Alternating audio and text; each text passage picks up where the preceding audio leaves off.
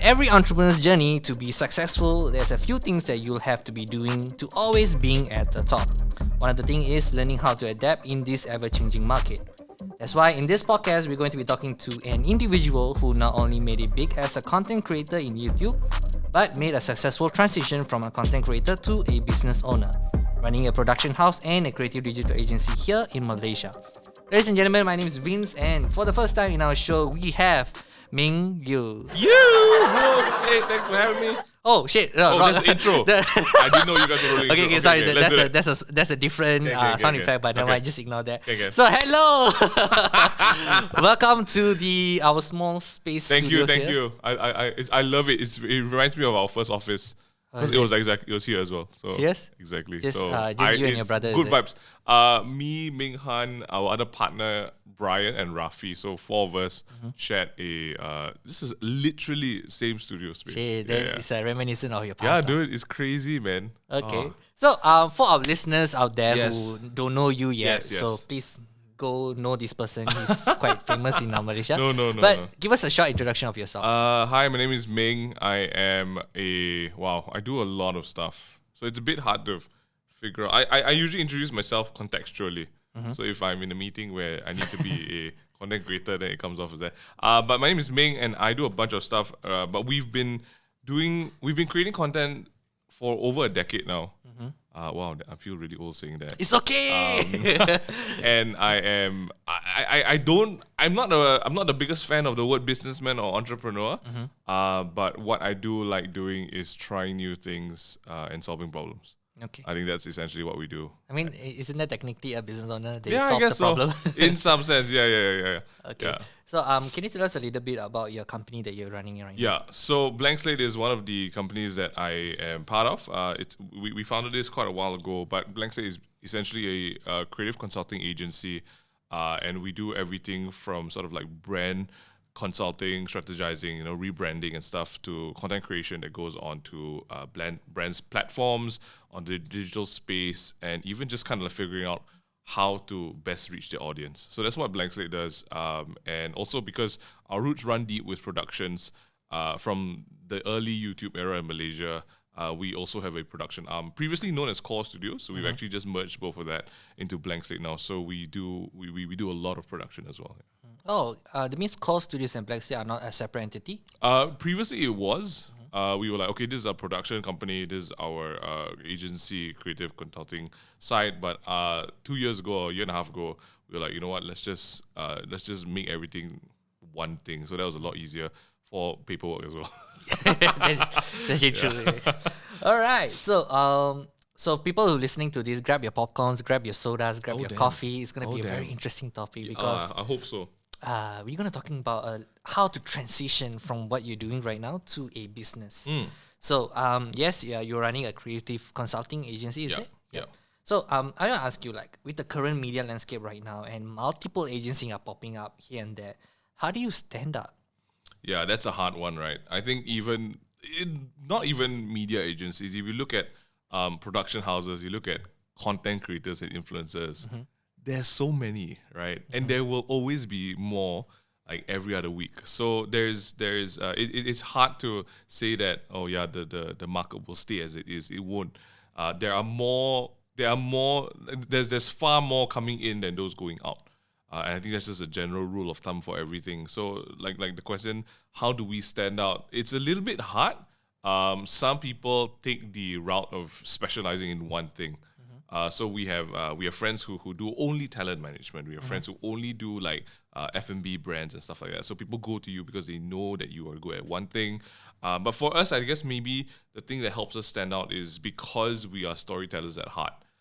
People do come to us knowing that, okay, these guys if I want to tell a story, I do want to come to these guys.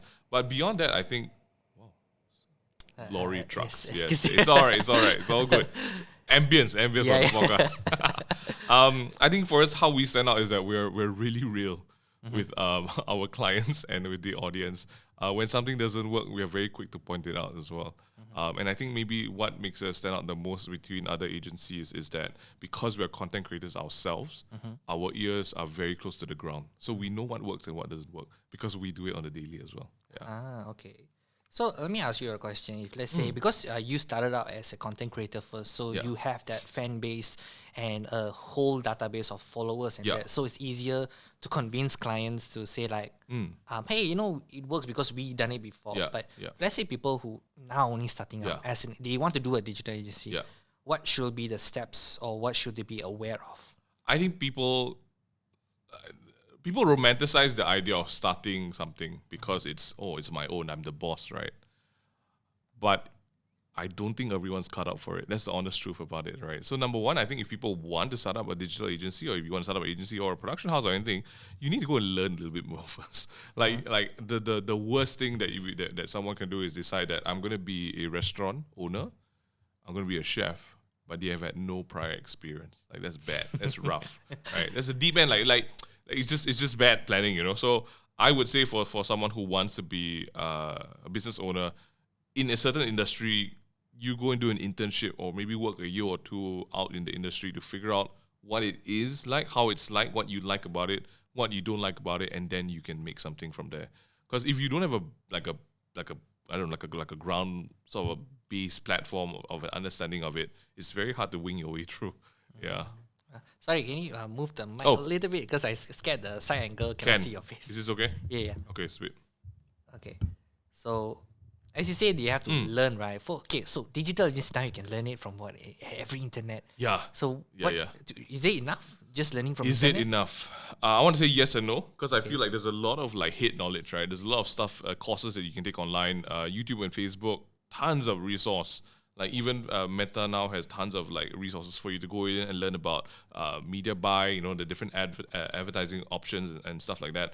But I think beyond that, it's never just the subject matter, right? Like when you do something, if you're shooting a video, if you're running a video production company, it's never just about the video. It's always about how do I deal with the client?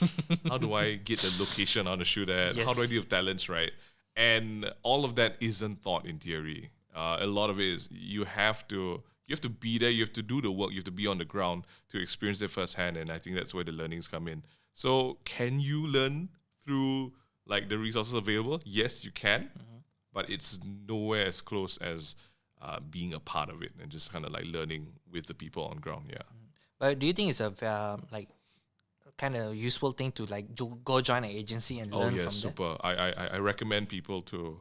I always recommend people to go and be a part of something that you want to do and then experience it firsthand. So like for interns that come in as well, what I love about internships is that you decide at the end of the internship if this is for you. And we've had so many interns come in that like decide that I love production. Yes, this is the route I want to take. But as many that come in wanting to do and leave wanting to do production, there's actually a lot that decide at the end of the day, production is not for me, man. Yeah, of I course. can't take this. Yeah.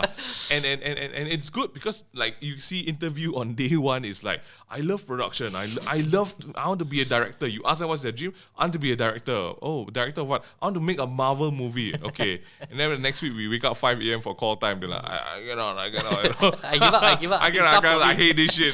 So like that's the reality of the situation. And you will never know until you do it. And I really encourage people to do internships. But here's my thing though, like it's nice to learn all the stuff, the creative stuff, like production, how to run, how to do ads, how to do. But what I feel as though they need to learn is how to run a company, how to manage people. Correct. Like, do you think it's still learnable through it's joining a company, or do we have to do the proactive thing? That one's difficult. Yeah. So I feel the best way to learn that is actually through side hustles.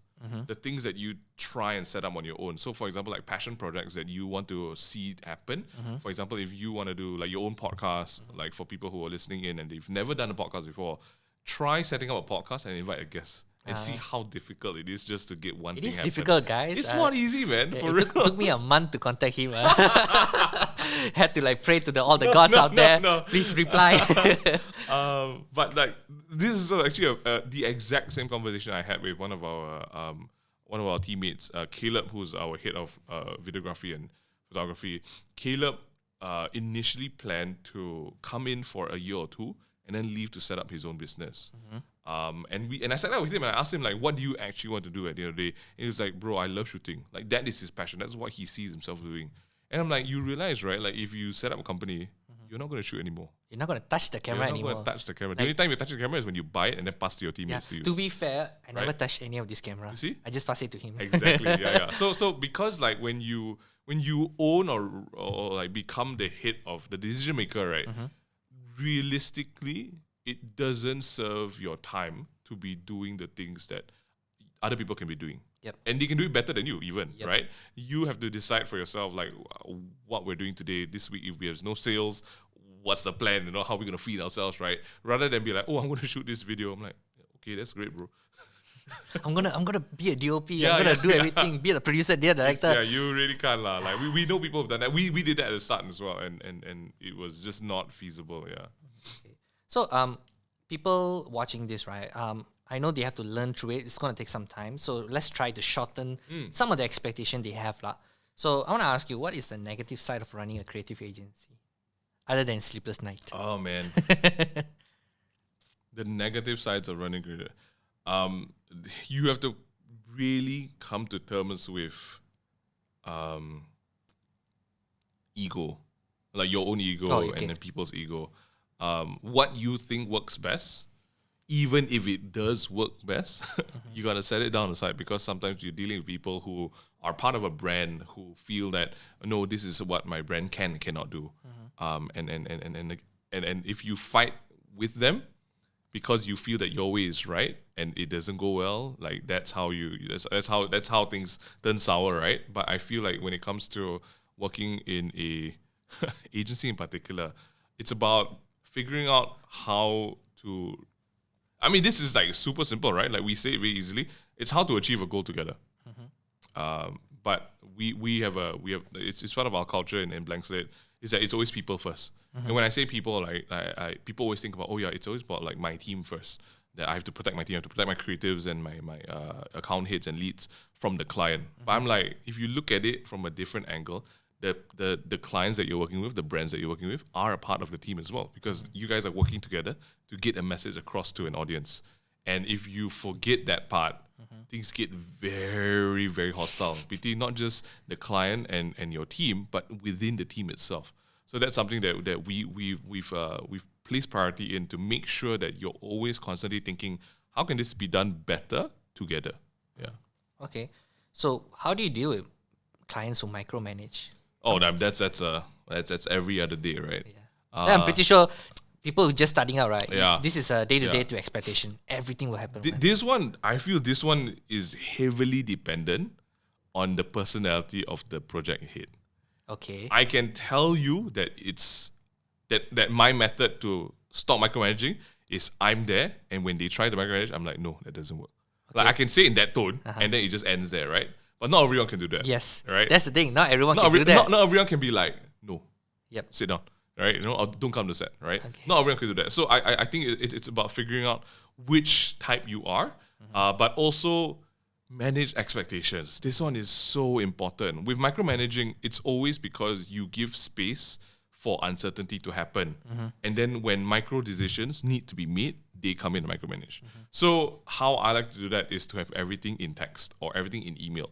Black and white. Yeah, black and white, yep. right? So for example, like you guys decided, we're going to shoot a video for you guys. This video is going to be 2 minutes. Suddenly on the day of shoot, things get stretched out. You're like, oh, I want more footage in, right? And then it snowballs to be like, oh, if we can get this footage right, how about we make this lighting blue color instead of red? You're like, number one, it's not part of the storyboard. Yep. But I will always stop the person there, my team included. I'll stop them there and be like, yo, hold on. What's the reason for this? Because we want to do extra footage. I'm like, this footage going where? This video is 2 minutes. Is it redundant footages? Yeah. Like, are we following storyboard? The minute you ask what is the intention, are we doing what was intended? You're done.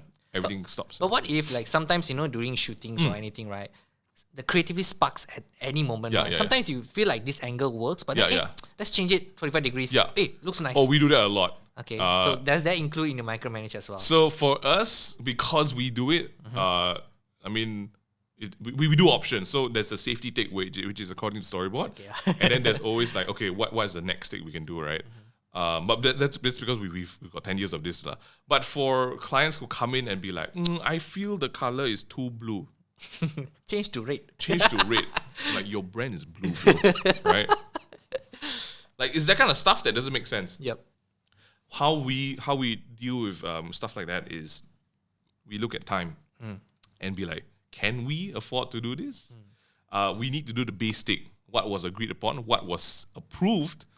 We do that first, and then they're like, "Oh, can we make this? Can we like can we move the product 45 like degrees south? You know?" And I'm like, "You've got time, then do it. You know, show them that you are helping out as well, that you're making the effort too, but it may not work, right? But they want to see it anyway. So okay, we tried. But if there's no time, be like, hey man, we have no time. We need to get the other shots done. If not, we're not going to achieve it. Yeah. So basically, just setting the standards, Yes. and then as well as having a clear communication Yes, stuff. yes. All right. Okay, so next thing I want to ask you, like, I'm so curious how an agency handle this. In production, okay, every time we do video, first draft, we have a certain amount of review section, right? How do you do that for a creative agency, like maybe an ad or writing, copywriting? Do you have a restriction for that? Depending on how the format of the work is to be done. So for example, if we're doing video proposals, what I always do is I come up with 3 concepts. From the 3 concepts, there's sort of like presented, we get an idea of which concept they are gravitating towards, and then we start refining that down. Usually it's done in like from the main idea, and then 2 revisions is done already. So we try to keep it in that scope. Otherwise, if they're like, oh, can we just do this one instead, and then it changes every time, I will consider it rewrites, and then we'll have to be like, okay, guys, this is the final revision. If you want to do more than this, it's going to cost you even more. Okay. So you clearly said like... Yeah, so this one is at the start of the conversation, you'll be like, hey guys, we're going to give you tell them what you're going to give them. You tell them, I'm going to give you 3 concepts. Each of this will have 2 revisions after you decide on the base concept. So then after that, everyone like at least understands where we're going with it. Yeah. Okay. So we do have some time actually. We are talking that fast. Oh yeah. Good. So I just want to give a buffer period. Can you share us a little bit about how you started Blankslate? Yeah. And right now, how many staff do you have? 50? So we've got a team of 25 people now. Oh. Yeah. That's 25. wait. Are you handling all 25? No, I'm not. That's number one way to kill myself. No. Okay, so thankfully I'm not. You started from 0, or maybe like started from 3 to now 25. So that's about that journey. So Blankslate is, again, I think maybe to set the scene, we started the Ming thing, the YouTube channel, back in 2012, 11 there. And it was 4 of us. So it was Ming Han, myself, and our other partner, Brian, and at the time as well, Rafi. And so 4 of us were shooting videos and stuff. And that was where Core Studio also started. So that was a production house, and we were doing production quite a bit. Brands started to come to us and be like, can you guys do videos? And then from there, they also, can you guys help us figure out what the message and direction is for the campaign? So it wasn't just videos, it was strategies.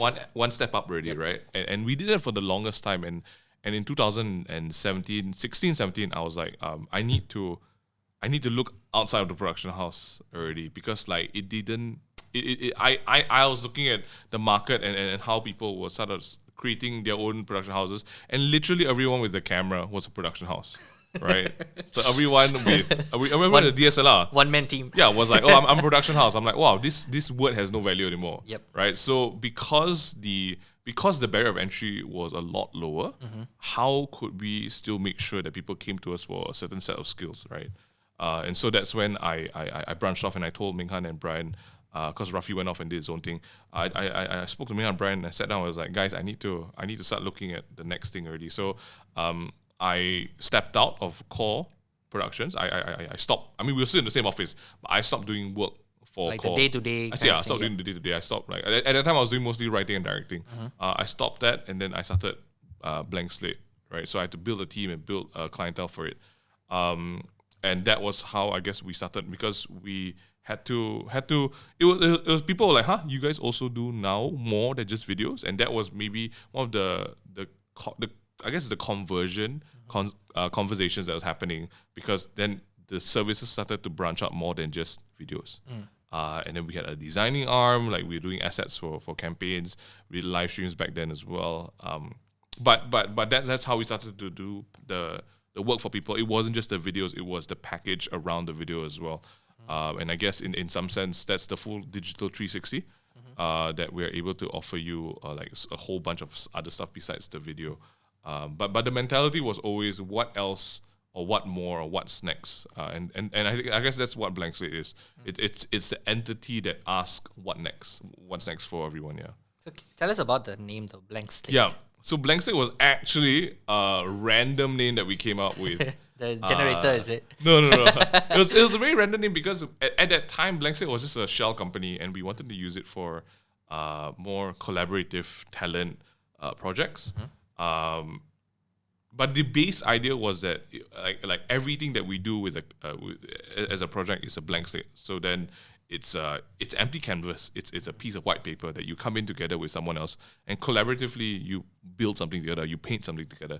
And so what that's what blank slate is. It's adaptable. It's flexible. It's everything that doesn't need it's just everything that doesn't need a fixed position. Right? It's just and that was the idea for it, because one thing that we pride ourselves in is that we are very adaptable to circumstances and situations. And blank slate carries a lot of that as well. Yeah, speaking of adapting, right? So just moving on to the next question is that you started as a YouTuber. Yeah. Like I grew up watching your videos. Like the first video I remember is the accent. So from there, you a YouTuber. So not a lot of people will actually transition to build a company. Yeah. So what made you decide that, hey, I need to transition Yeah. to build an SSM, like a Sandria Mahal or something? For us back then, again, same. So everything that I've been saying, like the same spirit carried from back then as well. As YouTubers, we ask ourselves, what's next? Like the first and hardest question that we will ask ourselves: if YouTube died tomorrow, if YouTube disappeared, what would we be doing? Like, what would we be known for? Would we still have a job? Would we still make money? And that was why we had to look at things from a sort of like a step back perspective, right? Like you can't put all your eggs into one basket and decide that I'm a YouTuber for life. Yep. Because trends come and go, right? Platforms People come and go also. Yeah. So the idea of that was legacy. Like what's next? How do you create more than that? And that's how we started to transition. And that's why for myself personally, I've never been a believer of just one thing. I don't believe that only one thing works. Because if only one thing worked, everyone would be doing the same thing as well. And that's why there's power in variety and diversity. But that was I guess that was the starting point, because we saw YouTube as a playground. We saw YouTube as like the experimental sandbox of trying different versions of content. Because back then, I mean, if you think about it, we were doing skits and sketches. We were doing everyone at some point was doing types of something, right? The listicles we call it. Yes. And we would laugh about it because it was so boring after a time. And we were one of the first YouTubers to do a web series back then. And we did a lot of these different formats. So there wasn't a specific version or genre of content that we were creating, but we were creating across the board. And that was maybe some of the things that people picked up on. And that's why back then, even before Netflix came to Malaysia, Netflix Global got on a call with us, and they flew us to New York to meet like the Marvel team and everything. And we asked them like, how did they choose their content creators? Like, what was the requirement? Was it numbers? Was it anything? And the team that brought us down told us that it was actually an internal review, so that someone would put up a name, and they needed 2 or 3 other people to vouch for that channel or that content creator and be like, yup, their stuff is solid. And so we asked like, how do you guys determine what's solid, right? And they're like, it's not a fixed formula that's working, but a consistency to try new things, to see what's different, right? And I think if you look at all the successful media houses today, that's what it is. Like if you look at Disney Plus, right? They always try different They've got stuff. so many different things, right? They've got the movies, they've got the movies that they bring over, they've got series. Some of the series are crap, right? Let's be honest. Yeah. But they are still trying different things, and it still works. Like not everything will stick, but some of it does, and I think that's the thing that we have to be unafraid to try and do. Yeah. Okay, but was it hard though to like talking to clients, because back then YouTubers, they didn't consider that much of a business professional. Yeah. So when you transition to a business owner, was it hard to have a chat? To be honest, the reason why we did set up a company as well was to make it a little bit more legit, right? Okay. Because like you said, like at that point, if you went up to a business meeting and you set up with all these suits and execs, right, and they'd be like, oh, we have a YouTuber here with us. Everybody's be like, what, At that time, the word didn't even make sense. Some people didn't even know what YouTube was. All right, they didn't even know that you could be a YouTuber. And so that's why we set up that sort of formal business entity for easier transactions to be like, okay, I'm not speaking to a YouTuber, I'm speaking to a creator, I'm speaking to a production house, right? And so that was some of the ways that we figured out older generations would need to wrap their heads around, right? Yep. So that's I think that's one of it. Was it difficult? Yes and no. I think there were some conversations that were very, very, very easy. People came to approach us. I think 80% of all our work last time was inbound. So people came understood.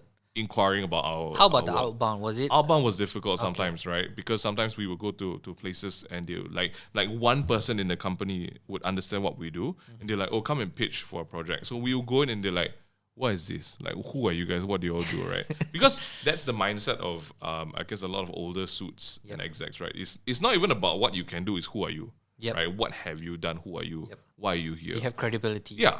All right. I mean, we're investing so much money Correct, on you. correct. And at that time, if you think about it, and this is weird because it's just 10 years and so much has changed, right? At that time, the only video makers people recognized were people who did TV ads, right? And now if you look at it, TV ads are like, people don't think about it anymore. Like YouTubers also can make big advertisements. Exactly, yeah. So that was, for us, that was a very interesting period of time where I wouldn't say it was no one's fault. I think it's just when new things happen, there needs to be education before adapting. Yeah.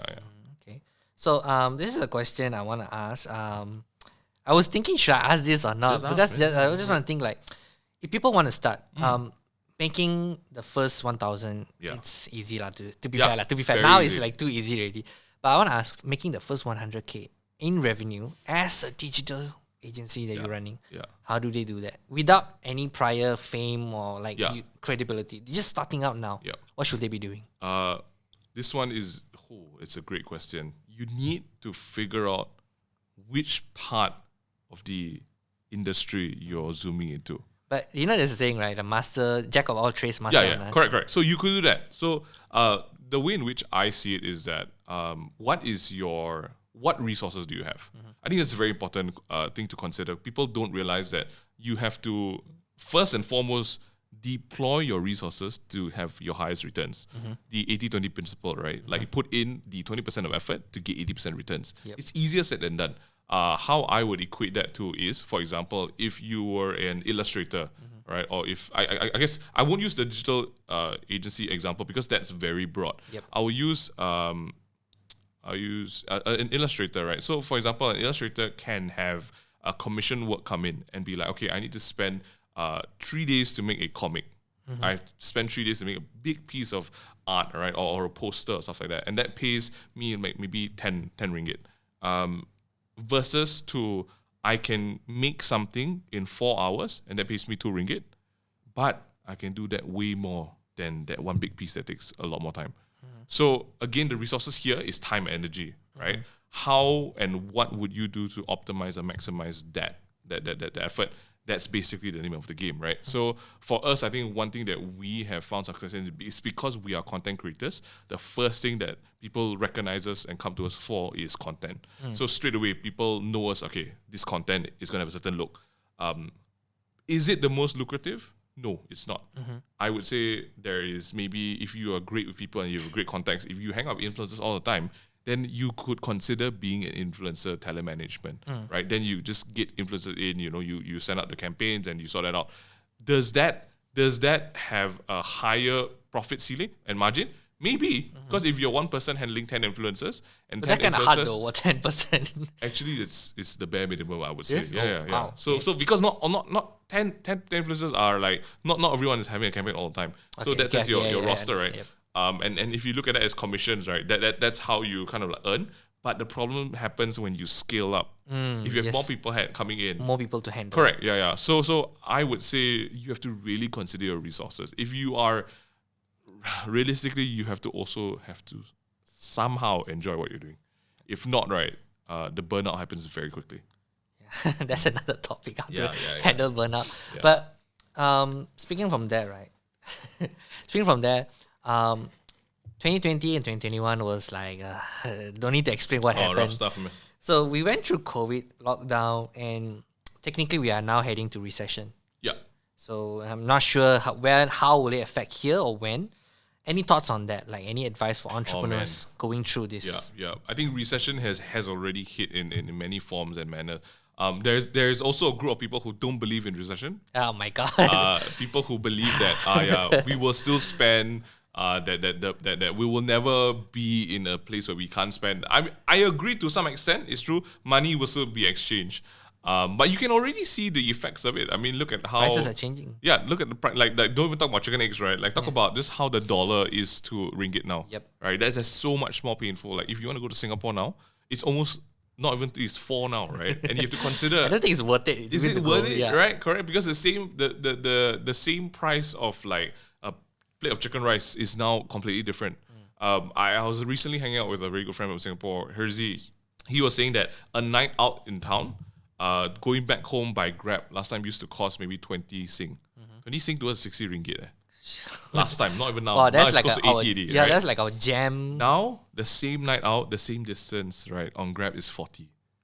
And this is Singapore. $100. Wow. Exactly. So one way is like $100. Oh, it's one way. One It's way. not wow. Yeah, it's crazy. So that's the sort of numbers that we're dealing with now, and whether we want to accept it or not is one thing, right? But I guess advice moving into the recession. Charge more. Charging more is, I would say, if you don't do it, you will have to do it at some point. Whether you like it or not, realistically, because like even brands are starting to charge more.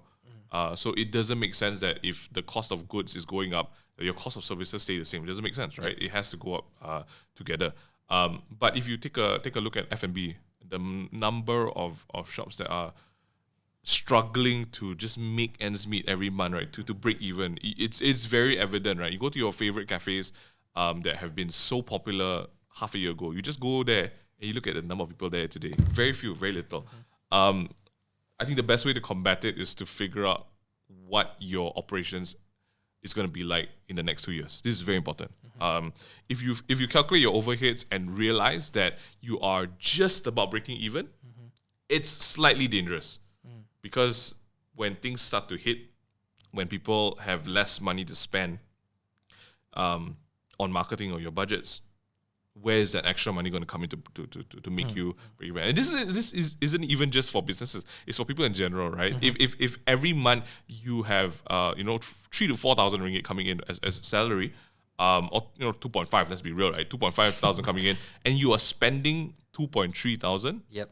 That's slightly dangerous. If you're spending 2.5, bro, you gotta stop eating Grab, bro. Just like cook your own food, man. Yep. Like that's the kind of stuff that you need to be looking at, because realistically, there is a lot of hidden costs that happen in stuff like this. I was speaking to Renyi from Burger Lab the other day, and we were just talking about how there is already a shift in consumer behavior, in the way that people want to eat certain food at certain times of the day at certain locations.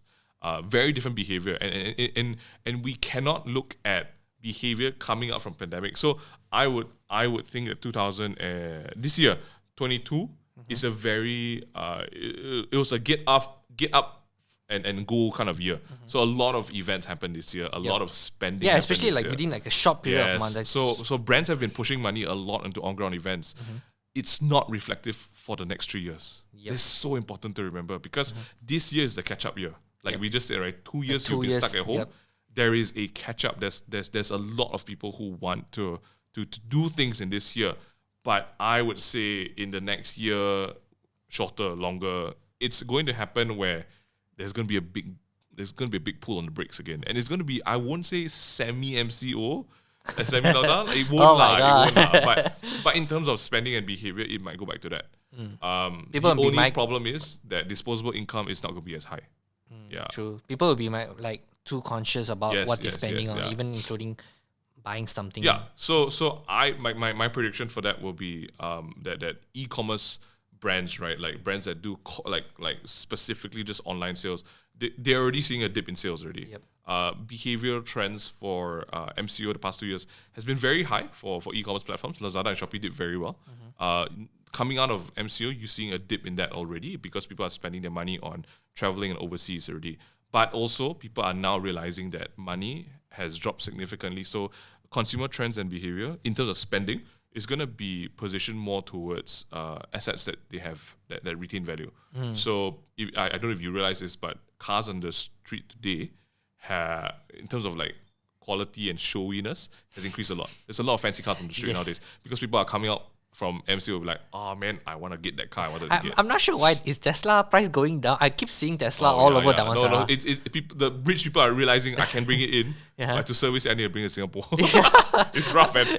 This is why am I keep seeing Lamborghinis and Audis? There's been a sharp increase in Porsches in the area, man. Like I realized, but this one's very important. So property and assets that hold and retain and appreciate in value are going to be very important, because if you look at the inflation that's coming, right, even your money in the bank, your fixed deposit, is going to lose money. Yes. I mean, really, I don't want to scare anybody right now. No, realistically, right? Like $50 today, another 10 years, $50 would be like 43, something like that, right? Right. It could be that. So we're looking at alternative investments, and people have been very cavalier with the way they've been spending with the NFT boom, with all these collectibles that they're buying. But they're realizing very quickly, just as fast as the NFT bubble appeared, it's bursting because it was very superficial, right? Because a lot of people didn't understand that NFTs were like collectibles. Yeah, they had digital value, but the value is for who? Yep. And everyone has a roadmap, but the roadmap has no utility. So a lot of people spend money in areas like that. A lot of people spend money in crypto, and you just see a downward spiral from there. It's going to be a while before things pick up, but it's definitely, and this is something that also, if you have been saving, you are in for a very good ride in the next 2 years, because the property market is going down, right? It's a buyer's market, man. Yep. Everyone has needs to sell off something, and you're like, oh, I have the leverage to decide how much I actually want to offer you. And people will buy because people need the cash. Yeah. Okay. So one of the last questions I want to ask is, have you heard of this saying, Gary Vee, like every company is a media company? So as a digital agency, how can you show your work? Like, are you going to show us a case studies? Like if video, we can show our videos, but as a social agency, how can you do that? Exactly what you said. Our company credentials deck, when we present ourselves to people, we talk about case studies. We talk about a brand, what they were and what they are. That's very important, because you want to show people the transformative effect that your work has had with the brand. And so we show them brands that we work with. We do work with Spritzer, Summersby, Sunway University, Sunway College. We show them what it was, what the approach was, and what it is today. So we show results. So it's basically like before and after. Before and after. But it's very important to show them what you've done, because like if video is one of the products, that's great. But if photos, there are also products that you can see very visually. Copywriting is another way. People don't. For me, I major in language. I love language. I didn't do it in university, but as a person, I love language, right? And there's a severe underappreciation for copywriting in Malaysia, which is sad, because good copywriting makes or breaks a brand. Yep. Coca-Cola, Apple, Netflix. But then nowadays, there's like AI, the copy.ai. Yeah. But it'll never beat. I think that's great for people who don't have the resource, or if I'm genuinely not as talented as a hired writer, maybe I would suggest, please go and use the AI writer. Like, come up with like easy captions that they don't stand out. They are just on trend. They are easy to consume, right? But that's the generic copywriting language for every other brand. If you look at Coca-Cola and Apple and Lush, the reason why they're so successful and people recognize that tonality in language is because it's the brand language, right?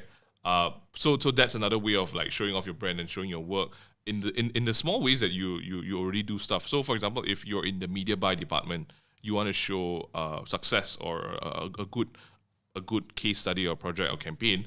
Unfortunately, it's just numbers. Yeah. So that's how people represent themselves, is to show past work. Yeah. But nowadays, like you see in TikTok, right? They just like do something and then they write out like, oh, you can make this amount of money just by staying in the hole. Yeah. Do you think that works to get more clients? Oh man, I was talking to my friend Joseph Peck about it, and he was like, "That's bullshit, lah." I feel like that's just for like, oh, join my course. Yeah. I will teach you. Yeah, definitely. So I mean, if you think about MCO as well, during the lockdown, there was a ton of financial gurus, right? And they will tell you like, oh, I will teach you how to make your first million in the next 5 years, right? the secret that everyone wants to know. You can sit in the house, just open your laptop. The only person who's making money is the guy who's making the course, right? Realistically. So that's something we're going to be aware of. If you fall prey to these sort of things, it's because they've been targeting you. I mean, do your due diligence. Correct. Go do due diligence. Nothing comes easy in life. Nothing comes easy, Okay. So even the whole drop shipping trend and stuff like that, there was people love the idea of, I could make money with very little effort. Some things are true. Some things does require very little effort for you to do it. But that also depends on who you are as a person. So Ming Han is very good with numbers. Ming Han dipped into crypto. And for him, because he's good at numbers, it's easy for him. For me, I hate numbers, right? I'm trash at looking at numbers and charts and stuff. When I need to, I'm good at it. But if you ask me to do it on the side for fun, I'll be like, I'll just sell like some nasi or something, Like again, to certain people it's easy, to other people it's not. Yeah, so that's something that you got to consider as well.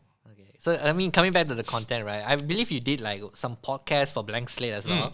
I remember it was like a digital Zoom thing. Yeah. So again, you say prove their case studies, show your work. But what if they don't have any work? They're just starting out, and the work they produce, right? I mean, let's be honest, when they're starting out, it's not that good, lah. Yeah. So how your own content? How in the same way you would hire a full-time worker or an intern to you, they come to you and be like, I'm really good. And they're like, okay, but how and where? I got nothing, but I'm really good.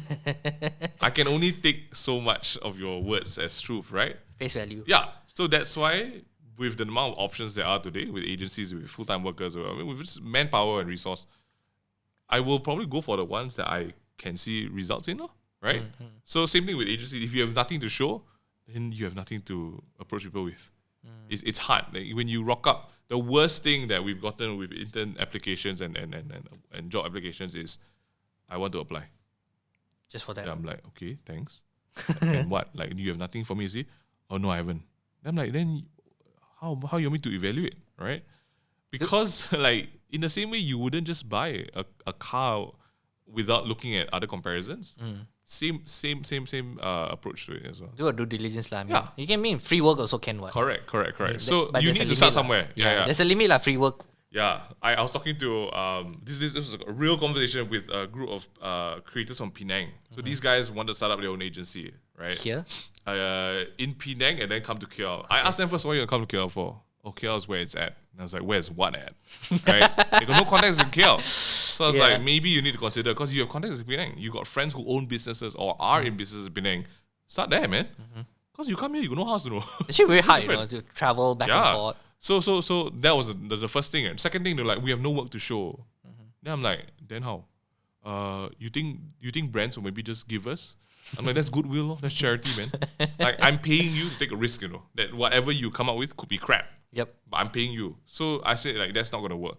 You need to bite the bullet and go and do free stuff for a bit, just to show people, like, whether it's for your mother's biscuit shop, whether it's for your temple, your mosque, your church, go and shoot something for somebody and put something up. And that's why people be like, oh, okay, he can. This is the extent of his ability. Yeah. Okay. So we are coming to the end of the podcast, and hopefully, guys listening to this, great value from Ming. This is not the site I always see you from. From YouTube, it's just doing skits and your other podcasts that you talk about certain topics, but never a business style. To be honest, I thought you're the numbers guy, because you look like those numbers guy. Do I like numbers? No, I really don't like numbers. I'm good at resources.